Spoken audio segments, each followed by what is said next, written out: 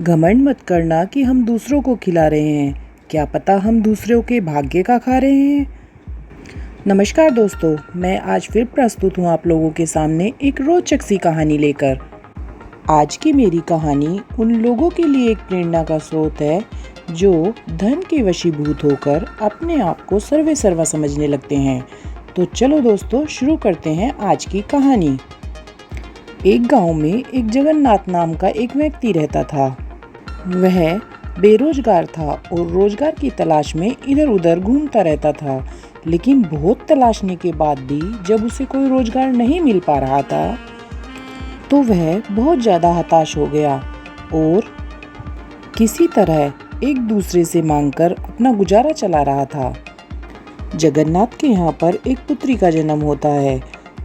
उसके जन्म के 15 दिन पश्चात जगन्नाथ की एक अच्छी सी नौकरी लग जाती है, तो उसकी सभी परेशानियां दूर हो जाती हैं और धीरे धीरे वक्त करवट लेता है और जो उसकी सभी परेशानियां थी वो दूर होती चली जाती हैं। पर जैसे उसके पास पैसा आने लगता है, उसमें पैसा आने के साथ साथ घमंड भी आने लगता है। फिर क्या था, धीरे धीरे एक भावना जगन्नाथ के मन में घर करने लगती है कि अगर मैं ना कमाऊं तो इस घर में सभी भूखे मर जाएंगे। वह इस घमंड के दलदल में फंसता चला जाता है। हालांकि वह अपनी नौकरी से अच्छा धन कमा रहा था, लेकिन लालच दिन पर दिन उसके दिमाग में बढ़ता जा रहा था और वह गलत तरीकों से धन कमाने लगा। कुछ समय बाद उसकी पुत्री विवाह योग्य हो गई, तो उसने अपनी पुत्री का विवाह कर दिया। उसकी पुत्री के ससुराल चले जाने के बाद काफ़ी दिनों तक तो सब कुछ अच्छा ठीक प्रकार से चलता रहा, लेकिन एक दिन वह अपने गलत तरीके से धन कमाने की आदत के कारण अपनी नौकरी से हाथ धो बैठा और उसके बिजनेस के सभी शेयर डूबने लगे। इस प्रकार जगन्नाथ अपनी फिर से उसी स्थिति पर पहुंच गया जिससे उसने शुरू किया था। उसी गांव में उसका एक दोस्त रामनाथ रहता था, जो एक होटल का मालिक था और उसका होटल हाईवे पर के काफी नजदीक था। इसके कारण वहां पर लोग बाग काफी संख्या में आते थे। शुरू में रामनाथ का होटल काफी अच्छा नहीं चलता था, लेकिन धीरे धीरे वह उन्नति कर रहा था।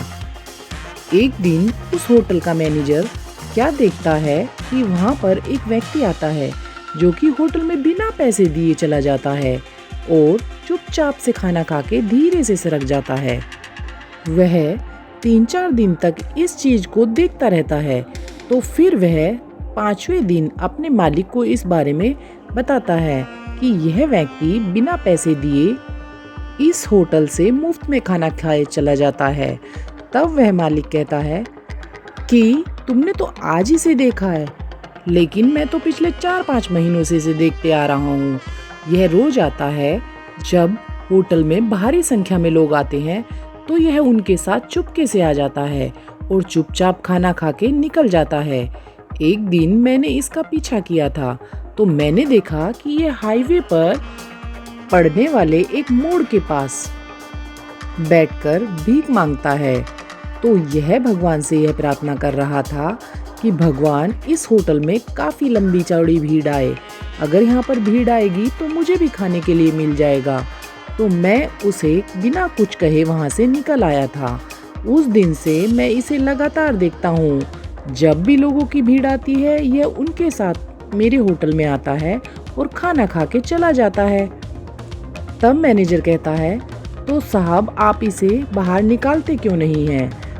मैनेजर की बातें सुनकर मालिक थोड़ा सा हंसा और बोला, सुबोध, यह जरूरी नहीं है कि यह हमारे होटल का खाना खाता है, लेकिन हो सकता है हम इसके भाग्य का खा रहे हों, क्योंकि यह हाईवे पर बैठकर डेली भगवान से यह प्रार्थना करता है कि मेरे होटल में अच्छी सी भीड़ आए, और जिस दिन से यह मेरे होटल में आ रहा है उस दिन से मेरे यहाँ आने वालों की संख्या भी ज़्यादा बढ़ गई है, तो हो सकता है मैं इसके भाग्य का खा रहा हूँ।